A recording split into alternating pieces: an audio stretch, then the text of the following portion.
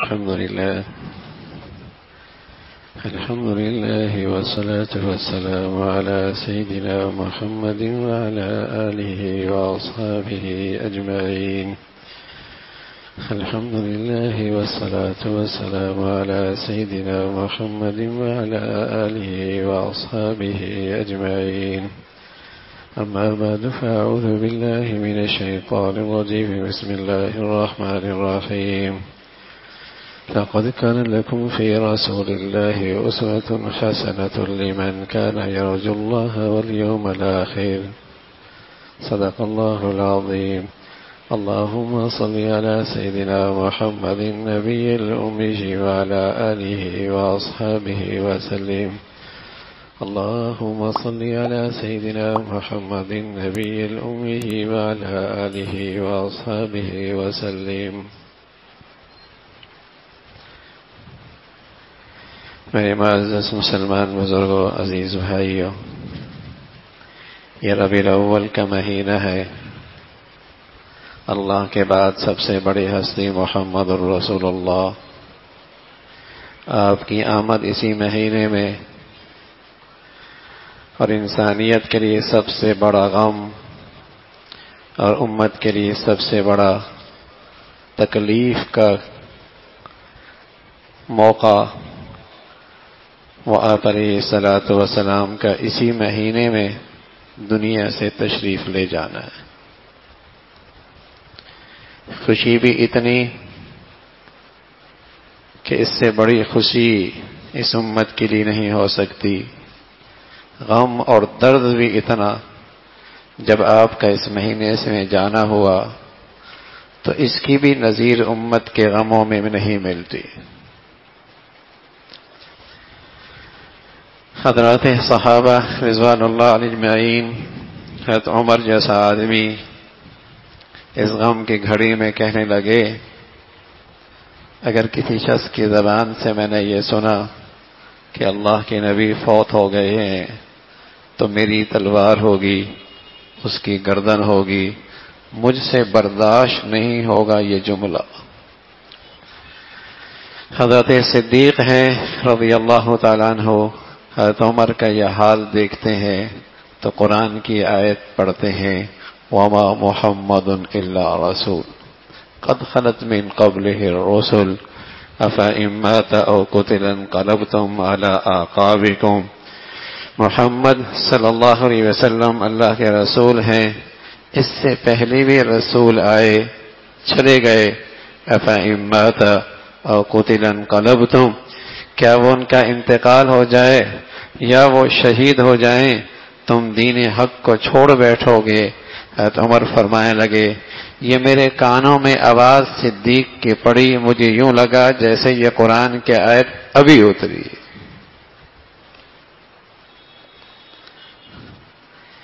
تو اسی مہینے میں اس امت کو خوشی بھی ملی ہے، اس امت کے لیے غم کا بڑا سانحہ بھی پیش آیا ہے، لیکن جو چیز اس امت کے لیے ہمیشہ کے لیے نجات کا سامان ہے وہ آپ کی تعلیمات ہیں، وہ ہمیشہ سے تر و تازہ رہیں گی، قیامت تک اس امت کی زندگی اور اس امت کی فلاح کا سامان بنی رہیں گی۔ وہ آپ کی تعلیمات ہیں، وہ آپ کی وہ مبارک زندگی ہے جس کا ہر لمحہ امت کے پاس آج محفوظ ہے۔ آپ کی تعلیمات، آپ کی مبارک زندگی، یہ اس امت کی صرف زندگی نہیں، اس کائنات کی زندگی ہے۔ جس دن آپ کی زندگی کا ہر حصہ اس کائنات سے اٹھ جائے گا، اللہ اس کائنات کو ختم کر دیں گے۔ اس کائنات کی بقا آپ کی زندگی کے صدقے ہے، آپ کی تعلیمات کی برکت سے ہے۔ جب اس دنیا سے آپ کی تعلیمات کا اور زندگی کا ہر پہلو اٹھ جائے گا، اللہ اس کائنات کو ختم کر دے گا۔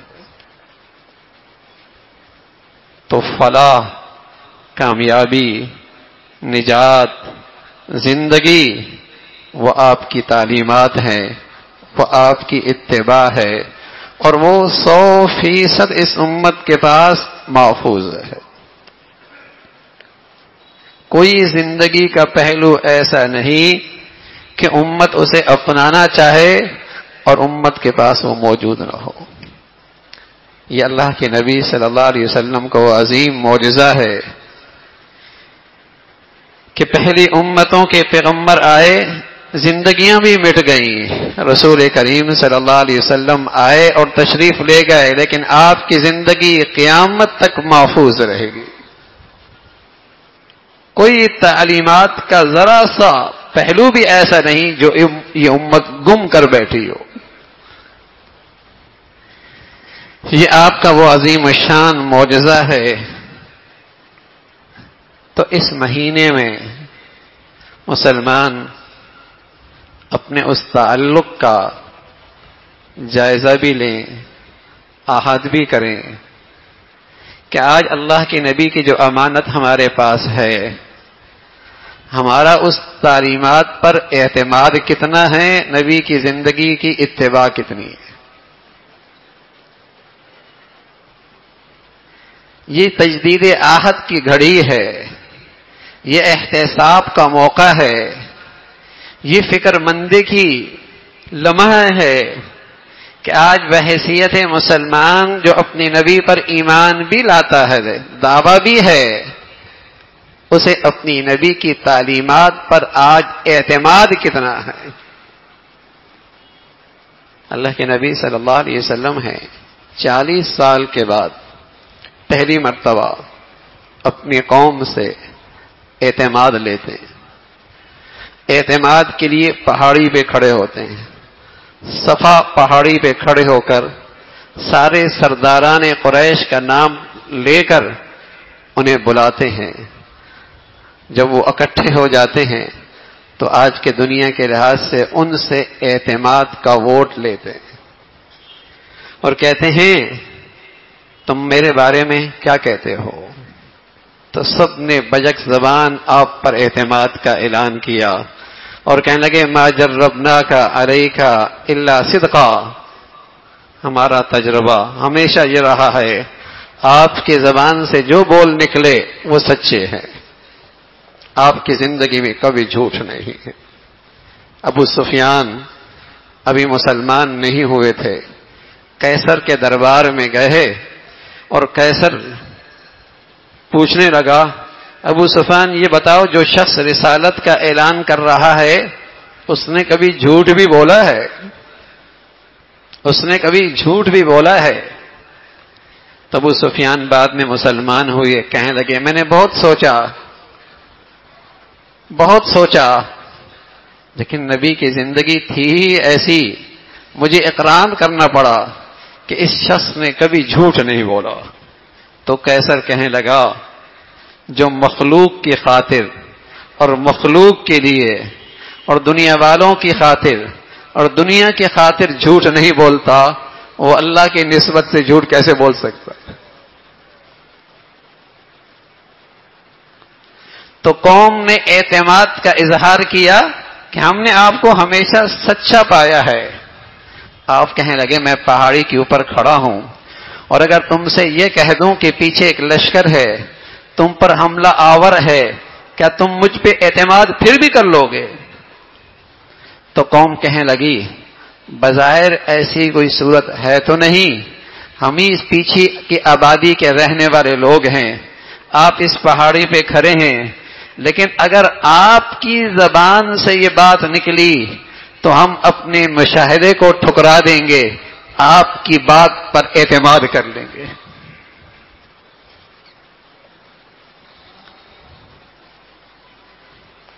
یہ 40 سالہ زندگی کے بارے میں ان کا تصور یہ ہے. اب 40 سال کی آگے کی زندگی یہ ہے. اللہ کے نبی صلی اللہ علیہ وسلم فرمانے لگے پھر سنو میں تم سے ایک بات کہتا ہوں، پھر سنو میں تم سے ایک بات کہتا ہوں کہ جو تمہاری یہ طرز زندگی ہے، اگر تمہاری زندگی کی روش یہی رہی تو میں تمہیں ڈرا رہا ہوں کہ اللہ کا عذاب آ جائے گا، اللہ کے عذاب کا لشکر آ جائے گا. اس لیے اللہ کی مان لو اور میری لائی ہوئی زندگی پہ اعتماد کر لو. بس یہ کہنا تھا کہ وہ آپ کا چچا جس نے آپ کی ولادت کی خوشی میں اس شان سے منائی کہ اپنی باندھی صوبیہ کو بھی آزاد کر دیا، جس نے آپ کی ولادت کی خوشی، آپ کی پیدائش کے موقع پہ ایسی خوشی منائی کہ اپنی صوبیہ باندھی کو بھی آزاد کر دیا، سب سے پہلے اس کے ہاتھ میں پتھر تھا اور اس نے پتھر آپ کی طرف اچھالا اور کہنے لگا تبن لکا سائر الیوم لہذا جمعتنا، تیرا سارا دن خراب ہو جائے، کیا تو نے مجھے ہمیں اس کی خاطر جمع کیا ہے؟ کیا تو نے ہمیں اس کی خاطر یہاں اکٹھا کیا ہے؟ تبن لکا سائر الیوم لہذا جمعتنا. قرآن نے یہی الفاظ اس ازلی بدبخت کی طرف پھیر دیے اور یوں کہا تبت یدا ابی لہب وتب، یہ ابو لہب برباد ہو گیا. محمد رسول اللہ کا نقصان کوئی نہیں، ہلاکت تیری ہے، تو نے انکار کیا ہے. اب تک تو آپ کو سچا کہہ رہے، اب تک تو آپ کی پیدائش پہ خوشیاں منا رہے، اب تک تو آپ کی دائیں بائیں آپ کو اپنا بڑا کہہ رہے، آپ کو اپنے معاملے میں حکم بنا رہے، فیصل بنا رہے. لیکن جب آپ نے یہ کہہ دیا کہ میری تعلیمات پر عمل کر لو، اعتماد کر لو، اب یہی دشمن ہو گئے، یہی دشمن ہو گئے، یہی اپنے دشمن ہو گئے. اور اپنا بھی اتنا اپنا کہ چچا ہے. عربوں پہ ہاں رشتہ داری کا بڑا لحاظ ہوتا ہے، خاندان کا بڑا خیال رکھا جاتا ہے، لیکن یہ قریشی سردار اپنا سکا چچا سب سے پہلا دشمنی کر رہا ہے. مفسرین نے لکھا ہے وجہ یہ ہے کہ بیت اللہ میں رکھے جتنے بت تھے، ان بتوں پہ جتنا نذرانہ آیا کرتا تھا، ان نذرانوں کو سمیٹنے کی خدمت اس کے سپرد تھی. حضرت عباس کا خاندان تھا، اس کی خدمت اس کے خدمت ان کی قوم خاندان کے سپرد خدمت تھی سبیلے لگانا، بیت اللہ میں آنے والوں کے لیے پانی کا انتظام کرنا. کسی کی ذمہ داری کچھ، کسی کی کچھ. اس شخص کی ذمہ داری یہ تھی کہ سارے بتوں پہ جو نذرانے آیا کرتے تھے یہ انہیں سمیٹ لیا کرتا تھا. یہ مفاد پرستی بھی بڑی بلا ہے، یہ آدمی کو مجبور کر دیتی ہے کہ آدمی سچائی کا بھی انکار کر دے. کسی سے کہہ دو نا میاں کہ یہ دین کی بات ہے، ایسا نہ کرو، تو کیا جواب دیتا ہے؟ کیا میں بھوکا مر جاؤں؟ تمہاری بات مان لوں تو کیا میں بھوکا مر جاؤں؟ تو یہ بھوکا مرنے کا تصور آدمی کو سچائی کے انکار پر مجبور کر دیتا ہے. تو وہ چچا ہے، مفاد پرستی ہے، اغراض مفاد خطرے میں پڑتے ہیں، آپ کی تعلیمات سے انکار کر رہا ہے. تو میرے عزیزو، مسلمان آج اس بات کا احتساب کرے کہ آج اس مسلمان جو آج اس مادہ پرستی کے دور میں زندگی گزار رہا ہے، اسے اپنی نبی کی تعلیمات پر اعتماد کتنا ہے. دنیا میں آدمی اس کی بات بھی مان لیتا ہے، دنیا میں آدمی اس کی بات بھی مان لیتا ہے جس کا تجربہ بار بار غلط بھی ہوتا ہے، جس کی بات کئی بار غلط بھی ہو چکی ہوتی ہے، لیکن پھر بھی مانتا ہے نا. ڈاکٹر ہے، اس کی بات کبھی تجربہ غلط بھی ہو جاتا ہے، کبھی اس کی رائے غلط بھی ہو جاتی ہے، کبھی اس کا مشورہ غلط بھی ہو جاتا ہے، لیکن اس کی بات پہ اعتماد کر کے ساری زندگی شوگر والا میٹھا کھانا چھوڑ دیتا ہے، پرہیز کرتا ہے. حالانکہ 40 سال کی عادت ہے، 50 سال کی عادت ہے، لیکن پھر بد پرہیزی نہیں کرتا. ایسی کئی ساری چیزیں ایسی ہیں کہ وہ حلال سے روک دے تو رک جاتا ہے، حلال سے پرہیز کہے تو پرہیز کر لیتا ہے، اس انسان کی جس کے تجربے پہ بار بار غلطی بھی ہوتی ہے اعتماد کرتا ہے۔ لیکن اگر یہ مسلمان آج یہ غور کر لے کہ اسے اپنے نبی کی بات پر کتنا اعتماد ہے، میرا نبی بات تجربے سے نہیں کہتا کہ کبھی غلط ہو جائے، کبھی اس کے خلاف بھی ہو جائے، محمد الرسول اللہ تو وہ کہتے ہیں جو انہیں اللہ بتاتے ہیں، اور آپ کے کہنے کے پیچھے اللہ کا علم ہوتا ہے، اللہ کی علم ہوتا ہے، اللہ کی حکمت ہوتی ہے، اللہ کی قدرت ہوتی ہے۔ محمد الرسول اللہ صلی اللہ علیہ وسلم تو وہ کہتے ہیں آج پیشاب ٹیسٹ کیا جائے تو بیماری پتہ چل جاتی ہے، اور اس بیماری کے بارے میں ڈاکٹر کی رائے پہ اعتماد ہو جاتا ہے کہ اس نے یہ کہہ دیا کہ میاں یوں ہے، اور رسول کریم صلی اللہ علیہ وسلم نے اسی پیشاب کے بارے میں فرمایا کہ قبر کے پاس سے گزر ہے تو آپ کی سواری بدکنے لگی۔ پوچھنے والوں نے کہا یا رسول اللہ خیریت ہے؟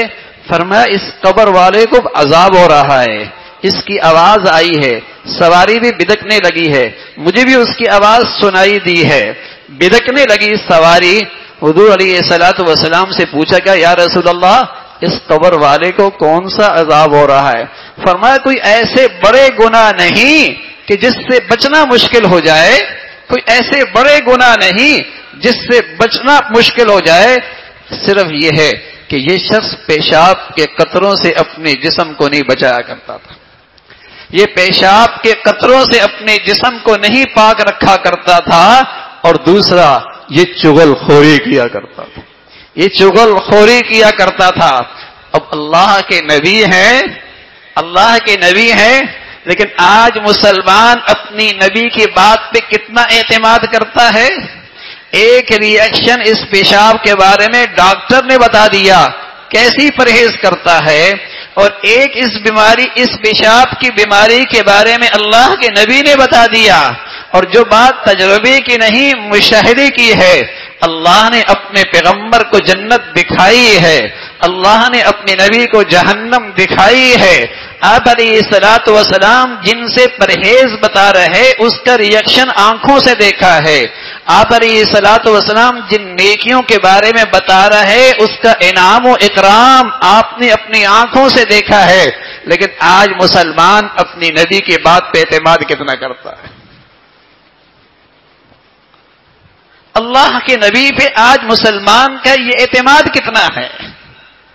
ایک کافر ہے، احد کا میدان ہے، اور حضور علیہ الصلوۃ والسلام پر حملہ آور ہونے کے لیے قریب آتا ہے، آپ ایک برچھا مارتے ہیں اسے، اور اسے خراش سی ہوتی ہے، وہ چیختا چلاتا ہوا بھاگتا دوڑتا ہوا اپنی لشکر کی طرف جاتا ہے اور کہتا ہے میں تو مر گیا، میں تو ہلاک ہو گیا، میری تو بربادی ہو گئی۔ اس کے دوستوں نے کہا ارے اتنے بزدل کیوں بنتے ہو، کچھ نہیں ہوا، صرف خراش پڑی ہے۔ وہ کہنے لگا پتا ہے یہ کس کے ہاتھ سے خراش آئی ہے؟ یہ محمد رسول اللہ ہیں، یہ وہ محمد ہیں، ان کی زبان سے ایک جملہ میں نے سنا تھا کہ تو میرے ہاتھ سے مارا جائے گا۔ آج وہ مجھ پہ تھوک بھی دیتے تو میرا جینا مشکل تھا، اب میرا مرنا یقینی ہو گیا ہے۔ وہ کافر ہے جس نے آپ کا کلمہ بھی نہیں پڑھا، اور آپ سے محبت اور آپ کے عظمت کا دعویٰ بھی نہیں کرتا، اور آپ کا امتی ماننے والوں میں بھی اپنے آپ کو شمار نہیں کرتا، لیکن اسے آپ کی بات پہ اتنا اعتماد ہے کہ اپنے مرے جانے میں ذرہ برابر شک نہیں ہے۔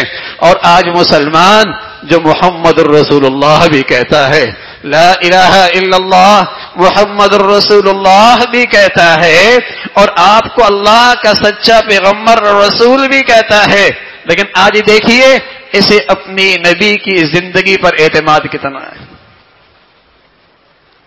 آپ نے پیغمبر کی زندگی پہ کامیابی کا اعتماد کتنا ہے؟ جیسے ابو لہب تھا، ولادت کے موقع پہ خوشیاں مناتا تھا، لیکن جب اللہ کے نبی نے اپنی زندگی کے بارے میں اعتماد کا ووٹ لیا تو سب سے پہلے دشمن بن گیا۔ سچ کہہ رہا ہوں، آج کا مسلمان بھی ایسا ہی ہے، سب کچھ کر دے گا، خوشیاں کر لے گا، چھٹی کر لے گا، لیکن جب اسے کہہ دیا جائے کہ نبی کی زندگی آج دھرتی پہ نافذ کر دو، آج نبی کی زندگی معاشرے میں نافذ کر دو، آج نبی کی زندگی عدالت میں نافذ کر دو، آج نبی کی زندگی ایوانوں میں نافذ کر دو، آج نبی کی زندگی تعلیمی اداروں میں نافذ کر دو، آج نبی کی زندگی تجارتی مراکز صنعتکاروں میں نافذ کر دو، بتائیے کتنے ہیں جو نبی کی زندگی پر اعتماد کرنے والے ہوں؟ کتنے ہیں جو نبی کی زندگی پر اعتماد کریں گے؟ یہ کیسا مسلمان ہے جو مسلمان بھی کہلاتا ہے لیکن نبی کی زندگی میں اپنی نجات نہیں سمجھتا، نبی کی زندگی میں اپنی کامیابی نہیں سمجھتا، مسلمان بھی کہلاتا ہے، نبی کی زندگی میں اپنی ترقی نہیں سمجھتا، نبی کی زندگی میں اپنے مسائل کا حل نہیں دیکھتا، نبی کی زندگی میں اپنی مشکلات کا حل نہیں دیکھتا، یہ کیسا ہے مسلمان ہے جسے نبی کی ذات زندگی پر اعتماد ہی نہیں؟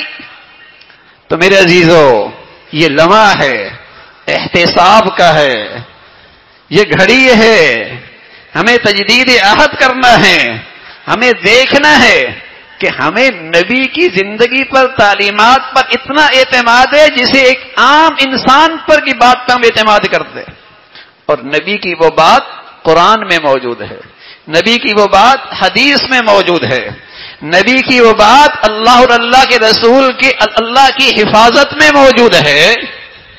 آج اس دستوری زندگی پر مسلمان کتنا اعتماد کرتا ہے؟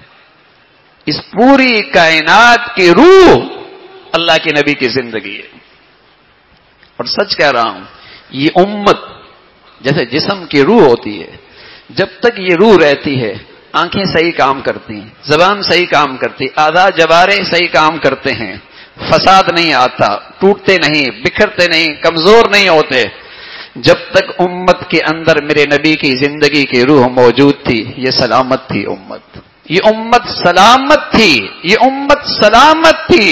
اور جب سے اس امت سے نبی کی زندگی کی روح نکلی ہے، اس کے اندر فساد ہی فساد ہے، اور جسم کا جیسا حصہ بکھر جاتا ہے، جب سے نبی کی امت کی زندگی نکلی ہے، یہ امت گروہوں میں تقسیم ہو گئی۔ قسم خدا کی، فرقہ واریت وہاں آتی ہے جہاں نبی کی زندگی اٹھتی ہے، جہاں خرافات آتے ہیں، جہاں بدعات ہوتے ہیں، جہاں من پسند کے طور طریقے آتے ہیں۔